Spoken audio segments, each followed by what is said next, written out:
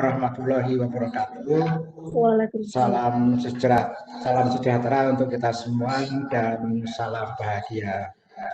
Ibu dan Bapak sekalian, seperti kita ketahui saat ini kita masih menghadapi masa pandemi COVID-19 dan segala kehidupan mengalami perubahan. Untuk itu BP Paudikmas Daerah Istimewa Yogyakarta mengajak kepada Ibu dan Bapak untuk berdiskusi bagaimana kita mensikapi semua ini agar kegiatan pembelajaran baik PAUD kemudian Dikmas terutama pendidikan kesetaraan bisa tetap berjalan baik di masa pandemi maupun nanti di masa era new normal. Ibu dan Bapak sekalian, kembali ke pokok persoalan. Kita akan membahas pada kesempatan pada pagi siang hari ini, yaitu bagaimana strategi implementasi pembelajaran pendidikan kesetaraan di era kenormalan baru. Oleh Badan Bahasa, new normal dalam bahasa Inggris itu bersifat nominal, maka penerjemahannya bukan normal baru, tapi kenormalan baru. Nanti Bapak Ibu bisa cek di situsnya Badan Bahasa ya. Jadi maka kemudian saya menggunakan pada kesempatan kali ini strategi implementasi pembelajaran pendidikan kesetaraan di era kenormalan baru. Walaupun di media massa, di televisi, di running text itu masih menggunakan kata era normal atau normal baru ya. Tapi kita sebagai teman-teman yang berkecimpung di dunia pendidikan, mari kita ikuti kaidah bahasa yang lebih pas. Ibu dan Bapak sekalian, sebagaimana kita ketahui, virus corona ini akan masih lama bersama kita semua, ya. Masih cukup lama bersama kita semua dan tidak akan hilang di muka bumi ini dalam waktu yang lama. Sehingga kita harus siap untuk hidup berdampingan, ya, hidup berdampingan, tidak sekedar berdamai, tapi berdampingan. Berdampingan itu kalau misalnya yang kita dampingi agak nakal, ya kita harus siap untuk mencegah, untuk melawan virus corona itu sehingga vaksin nanti ditemukan. Dan menurut Kepala Lembaga Riset Biomolekuler Eijkman, yaitu Profesor Amin Subandrio, mengatakan bahwa manusia itu punya sejarah dan pengalaman hidup berdampingan dengan mikroba seperti virus influenza, HIV, dan demam berdarah. Dan yang paling penting itu adalah bagaimana kita mengenali virus tersebut untuk bisa mencegah penularannya. Nah, inilah kemudian di dalam kita menghadapi pandemi COVID-19 ini, kita harus bisa mengenali bagaimana cara penularan virus itu, kemudian bagaimana cara pencegahannya. Nah, ketika kita belum menemukan vaksin, maka kita akan hidup dalam situasi yang disebut dengan kenormalan baru. Nah, dalam era kenormalan baru ini kita sudah mendapatkan arahan dari pimpinan kita, dari Presiden, bahwa kita diminta untuk mengikuti protokol. Ya, kita harus bisa beradaptasi dengan protokol kesehatan di dalam tatanan normal baru ini yang sudah disiapkan oleh Kementerian Kesehatan. Dan ini harus disosialisasikan secara masif. Saya kira Bapak Ibu sudah menerima berbagai konten materi dari Kementerian Kesehatan, bagaimana kita menghadapi new era, bagaimana kita menghadapi kenormalan baru. Hanya sayangnya di dalam leaflet atau booklet yang dibagikan itu belum ada bagaimana kita menghadapi kenormalan baru di dunia pendidikan. Karena memang Kementerian Pendidikan masih melakukan kajian-kajian bagaimana kita nanti akan menghadapi era kenormalan baru ini, terutama untuk melaksanakan proses pendidikan. Nah, Ibu dan Bapak sekalian, jauh sebelumnya sebenarnya Kementerian Pendidikan sudah menetapkan yang kita kenal dengan Surat Edaran Mendikbud nomor 4 tahun 2020, yang itu digunakan sebagai dasar untuk menyelenggarakan proses pembelajaran di dalam masa pandemi COVID-19 ini. Intinya adalah proses pendidikan itu harus mengikuti protokol kesehatan. Dan belajar dari rumah itu masih akan berlangsung hingga penetapan selanjutnya oleh pemerintah. Ada skenario yang mengatakan sampai bulan Desember.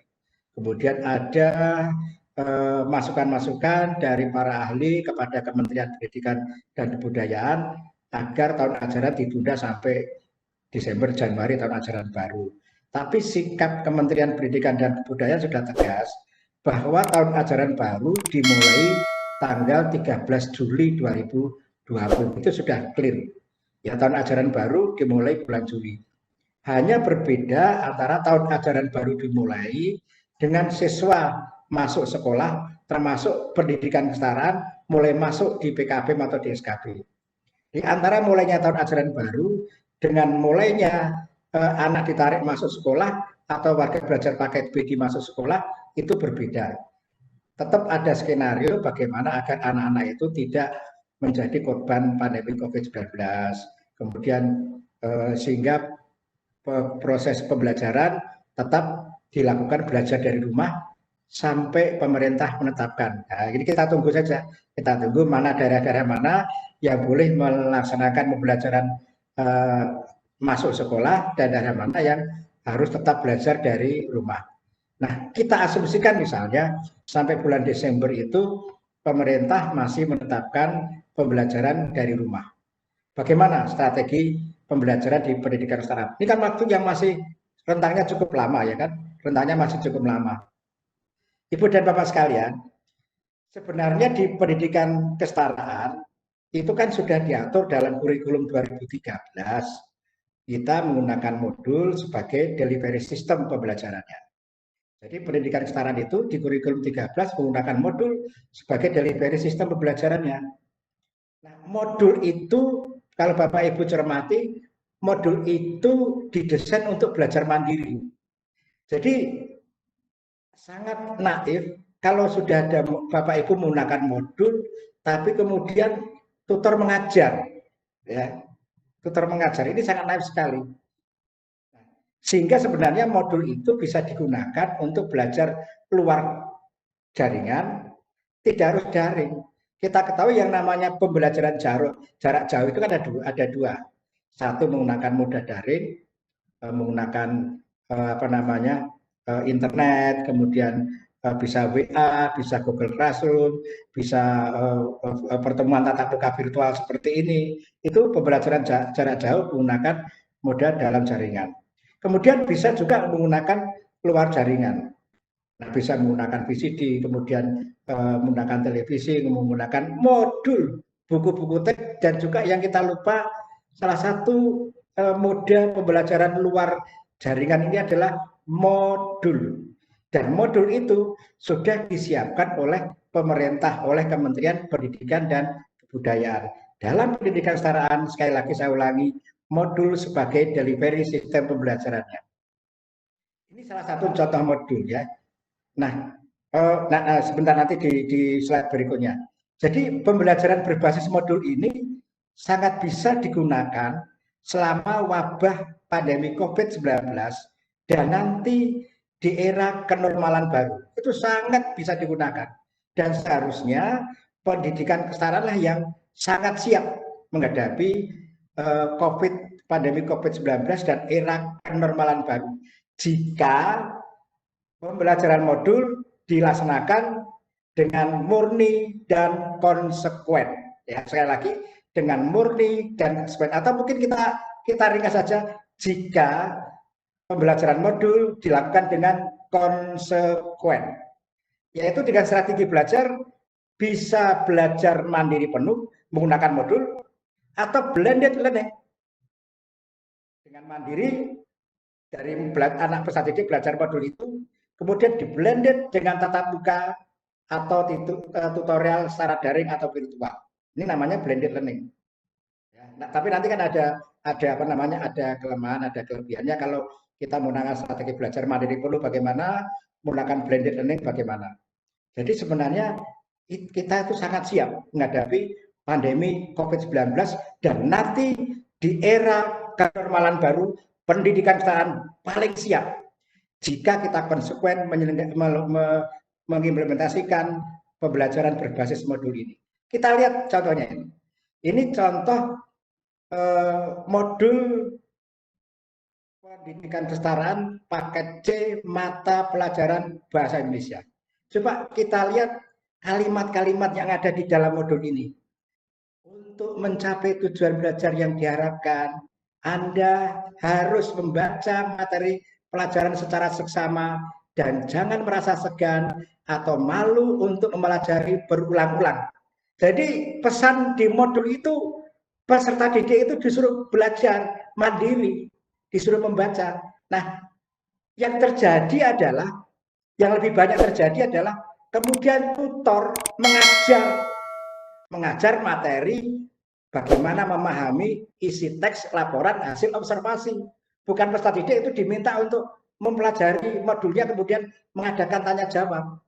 Nah, pokoknya begitu pertemuan langsung tutornya mengajar. Ini yang terjadi adalah tutor kurang konsisten dalam melaksanakan pembelajaran berbasis modul. Justru merubah yang gaya belajar mandiri berbasis modul, dirubah gayanya seperti guru mengajar. Ini yang kemudian dilihat. Warga belajarnya bingung, ini gimana ini? Dan akhirnya kan gayanya menjadi gaya sekolah, bukan modul sebagai delivery sistemnya.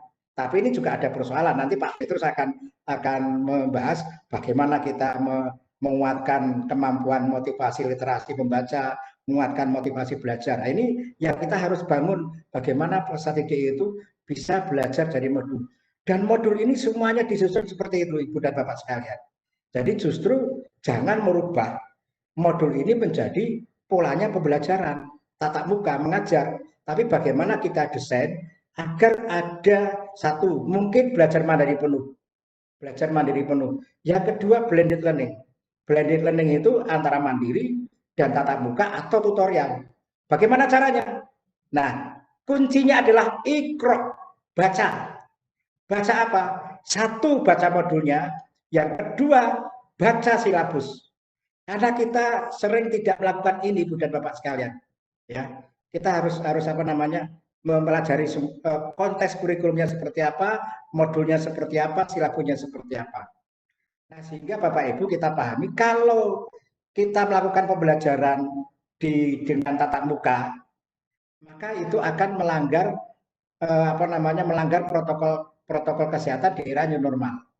Kemudian ada juga yang menggunakan pola shift, ya, pola shift. Nanti kalau warga belajar pendidikan setara dibuat shift mungkin hanya setengah shift, yang shift yang satunya nggak jalan. Ya, ini barangkali persoalan-persoalan yang perlu kita kaji, kita dalami lebih jauh.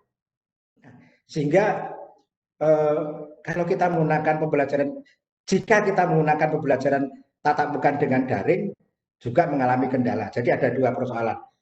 Tatap muka biasa ada risiko melanggar protokol kesehatan. Yang kedua, pembelajaran tatap muka daring terkendala jaringan. Jika Bapak Ibu merubah pembelajaran modul ke tatap muka, dan ini sebenarnya naif sekali karena sudah disediakan pembelajaran modul itu berbasis modul untuk mandiri atau blended learning, bukan full tatap muka. Ini yang kita keliru memahaminya.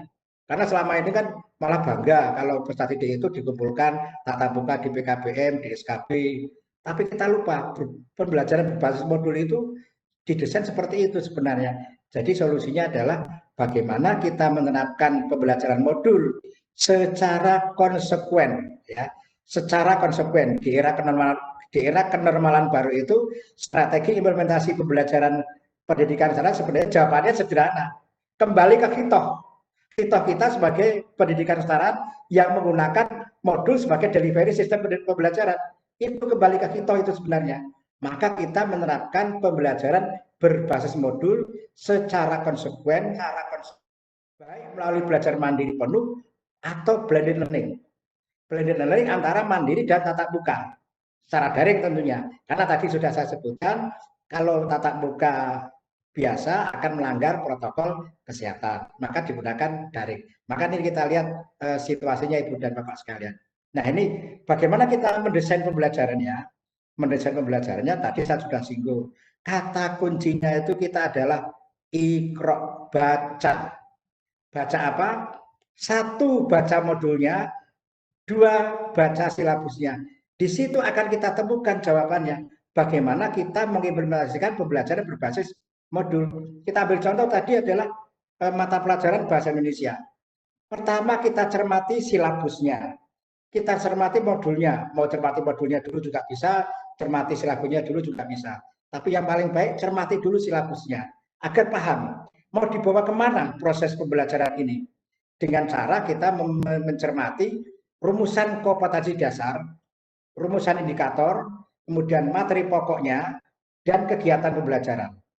Bapak Ibu perlu saya ingatkan kembali bahwa konstruksi pembelajaran dalam kurikulum 2013 baik sekolah maupun pendidikan kesetaraan itu konstruksinya KD-nya berpasangan. Tidak ada kompetensi dasar yang jomblo. Pasti berpasangan. KD 31 berpasangan dengan KD 41. Selalu berpasangan. Dan perlu kita lihat di dalam setiap modul itu hanya memuat satu pasang atau beberapa KD. Biasanya di mata pelajaran matematika ada yang sampai 4, ada yang sampai 5 pasang KD. Ingat, pasang. Pasangan KD. Karena tidak ada KD yang jomblo di kurikulum 13. Nah, kebetulan di modul Bahasa Indonesia, yaitu modul 1 paket C Bahasa Indonesia, itu modul 1 hanya memuat satu pasang KD, yaitu KD 31 dan KD 41. Ya. Nah, ini Bapak Ibu harus cermatin. Nah, agar kita tidak terjebak kepada pembelajaran yang tatap muka tadi. Karena oleh kementerian itu sudah disusunkan, bagaimana sudah dicontohkan, dimodelkan, bagaimana langkah-langkah pembelajaran yang Bapak Ibu gunakan. Di kurikulum 13 itu tidak ada pembelajaran guru satu arah, itu tidak ada. Kalau kemudian tutor guru mengajar satu arah, itu baru itu namanya mengkhianati kurikulum 13 karena tidak baca silabus. Kalau kita baca silabus sebenarnya enak kok. Lihat di kegiatan pembelajaran satu pasang KD Bahasa Indonesia ini. Kegiatan pembelajaran pertama membaca atau mendengarkan contoh teks. Kenapa ada kata membaca dan atau mendengarkan? Karena kalau belajar mandiri berarti aktivitasnya adalah membaca. Kalau tatap muka berarti aktivitasnya adalah mendengarkan. Guru atau tutor mendengarkan contoh teks laporan hasil observasi dalam modul atau sumber belajar lain yang relevan. Kemudian Bapak Ibu ketika di era kenormalan baru ini pilih kata kerja kegiatan pembelajar yang membaca. Kemudian di kegiatan-kegiatan bawahnya kan yang saya beri tanda merah ini kan tidak bisa dilakukan di era kenormalan baru. Mendiskusikan kan nggak mungkin peserta didik kumpul kemudian diskusi. Kalau ada moda daring mungkin bisa diskusi yaitu dengan pertemuan virtual. Sehingga ini saya beri merah. Kalau PKBM bisa menyelenggarakan pertemuan daring, maka diskusi ini bisa berjalan. Tapi kalau tidak, ya itu diganti dengan kegiatan lain. Apakah itu kemudian mengurangi pencapaian indikator dan KD? Tidak. Karena di indikator itu di KD 3.12 menanggapi. Kata kerja pelajaran menanggapi tidak harus melalui diskusi, bisa dicari aktivitas pembelajaran yang lain. Jadi Bapak Ibu harus melakukan analisis modul dan analisis silabus. Bagaimana agar kegiatan pembelajaran strategi di era kenormalan baru itu tetap jalan dengan cara kita kaji ini, kaji silabusnya, kaji modulnya. Nah, nanti Pak Petrus akan menyampaikan bagaimana tuh caranya kita memotivasi agar peserta didik ini bisa bisa aktif untuk membaca dan mau mempunyai motivasi belajar yang tinggi. Karena kuncinya di situ Ibu dan Bapak sekalian.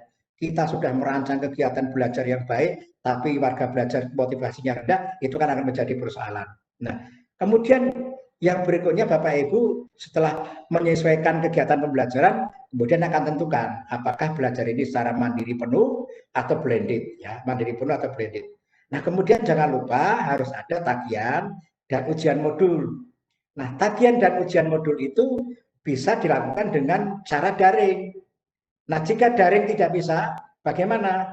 Ya, dilakukan di satuan pendidikan, tapi mengikuti protokol kesehatan yang ada di daerah itu. Kalau di daerah itu sudah new normal, benar-benar normal yang biasa, bisa pertemuan silahkan. Atau kalau tidak, digunakan shift dengan jaga jarak agar peserta didik tidak berkumpul berdekatan dalam satu waktu pertemuan. Ini Bapak Ibu yang bisa saya sampaikan. Jadi kata kuncinya itu adalah bagaimana kita mencermati silabus, kemudian mencermati modul, dan modul itu bisa kita gunakan untuk melaksanakan pembelajaran di era kenormalan baru.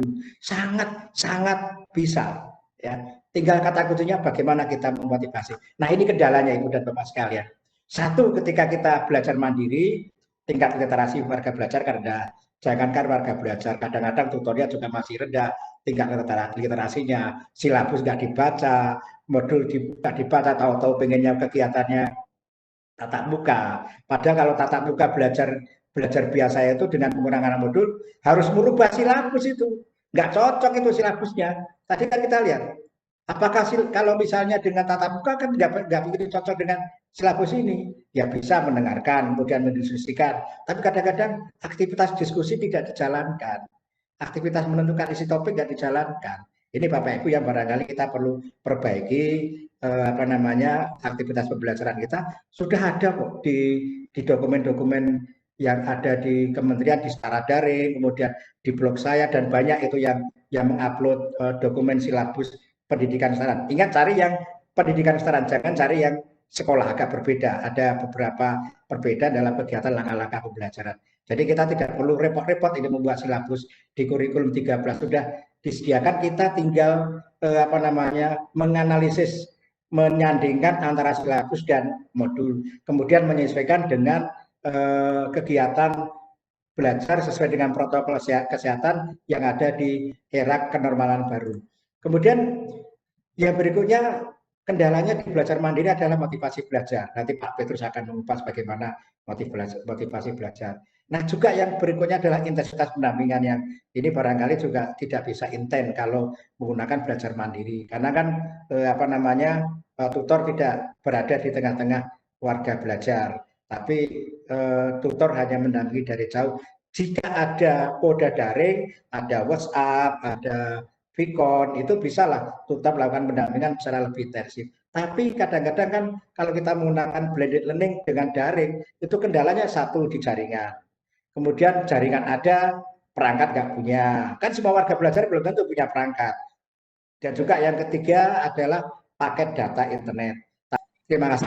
Assalamualaikum warahmatullahi wabarakatuh. Lawan corona, salam dan bahagia.